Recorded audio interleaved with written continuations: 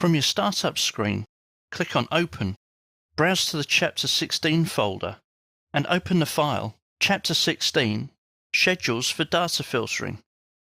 In the project browser, scroll down until you find the Mechanical Equipment schedule. Mechanical equipment is probably one of the hardest things to separate in a schedule. In this exercise, we're going to go through a few very easy steps to create a robust filter that will handle the majority of cases in your project. As you can see in here, we've got all different types of mechanical equipment. We have water source heat pumps, air handling units, cooling towers, water heaters, and fans. And there are a variety of methods to be able to filter the mechanical equipment, but it doesn't always work the way you expect. Take, for example, the air handling unit. We could want to filter by the family and type, but we're unable to. There are limits to what you can and cannot use in the filter. So here we're going to create our own filter and apply some data to the existing families. This may seem like a large task, especially on a big project. Even on this small project with only a few pieces of mechanical equipment, it could take us some time. So what I want to also explore is filtering so that we can manage this data.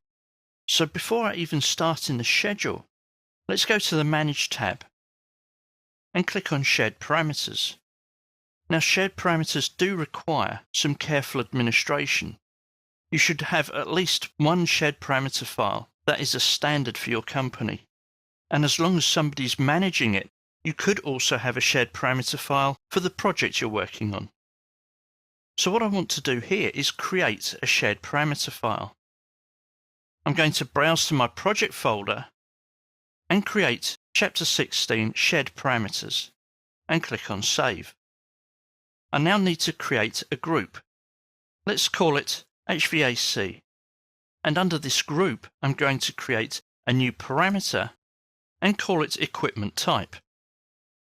I want to be very careful here that I create it as text rather than letting the default length go, as I cannot come back and change this afterwards.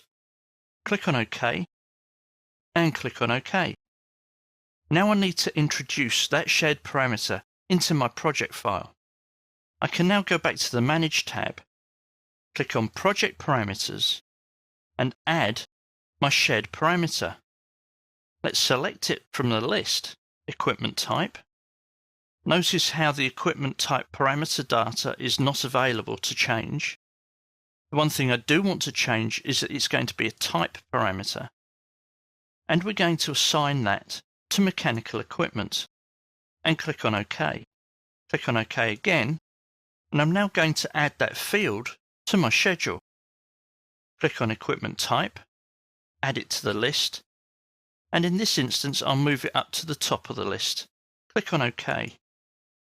This has now added equipment type to my schedule, and I can start populating this with some data. For the heat pumps, let's type in WSHP and press Enter. This now gives me a message saying that the change will be applied to all elements of type WHSP horizontal high efficiency 7 to 18 kilowatt. Click on OK. As you can see, there are now several instances where the heat pumps have that data assigned to them. I'm going to go through that again. This time I don't even have to type in because the data's already there. We'll get that same message, and I can just repeat this through the rest of the project.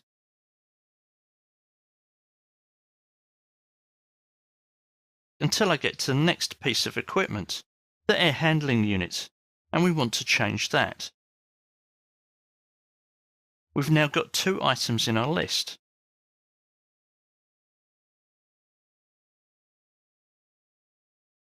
Scroll down in the list and carry on. For the fan, let's type in fan, cooling tower, and water heater. I can now use this as a filter to display only the equipment that I want to see in the schedule. So let's select the schedule in the project browser, right-click, and duplicate. I'm going to rename this as my heat pump schedule. And from the Properties palette, click on Filter, Filter by Equipment Type, and we'll say that equals WSHP. Click on OK, and this now filters out everything except the heat pumps. We now no longer need to see the equipment type field, so we can hide it.